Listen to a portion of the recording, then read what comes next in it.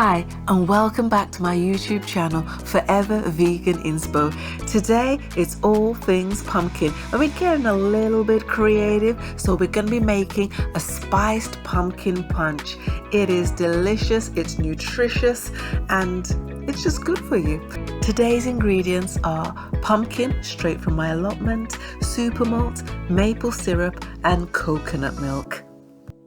We're going to place the pumpkin in a baking tray with some water in the tray, and then we're going to cover the pumpkin with some foil, place that in the oven at gas mark 6 or 180 degrees, and then we're going to let it cook for about 30 to 40 minutes or until it is nice and tender, and then we can take it out.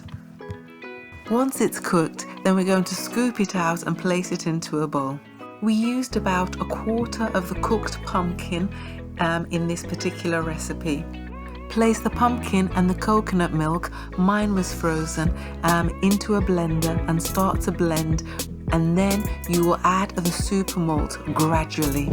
I used 3/4 of the bottle of supermalt in this particular recipe, and then I added a tablespoon of maple syrup. Next, I added 1/4 teaspoon of ginger, 1/4 teaspoon of nutmeg, 1/4 teaspoon of cinnamon, and then I blended all of that together again.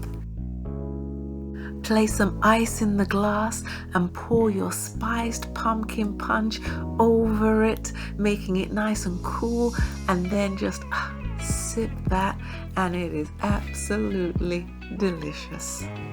Here we have our spiced pumpkin punch, another creative way of using our pumpkins.